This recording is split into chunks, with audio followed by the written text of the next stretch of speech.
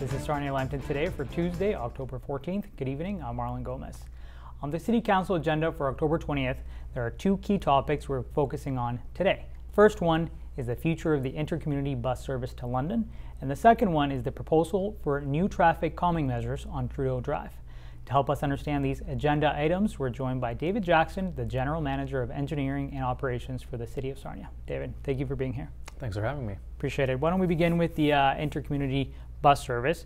So could you talk to us about the proposed funding model and Sarnia's financial commitment to that? Yeah, so there's a new opportunity here to continue the existing intercommunity bus system.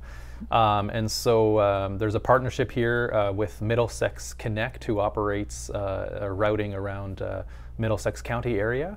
And so they are looking for us to join their system. And as part of that, there's a cost sharing model between the different municipalities involved. And so they're looking for the city to make a financial contribution. It works out to about $75,000 on average over the next 5 years. And then that's on top of provincial grant funding and fair revenue that they would look to generate with ridership to help fund the system. Financially, so it's about $379,000 over the 5 years. And what does that look like in terms of like our finances for the city? So it works out to about $75,000 per year on average for us. So that would look like a 0.1% increase on the taxes to fund it. Okay, and we can afford that for this upcoming budget?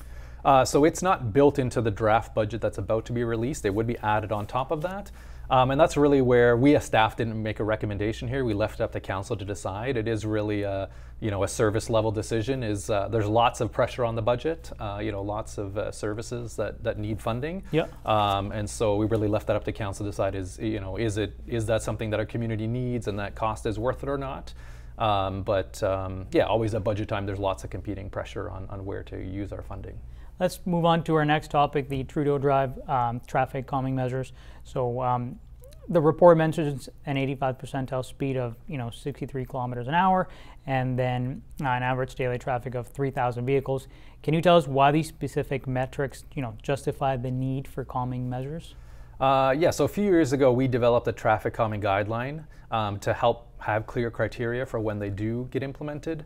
We get many requests, lots of people concerned about speeding on their streets, but traffic calming is not appropriate for every location. And so we do kind of limit it to streets that see a bit more traffic, that see kind of that bigger speed differential. We review things like the number of collisions, are there things like parks or schools nearby that, there's lots of pedestrian activity.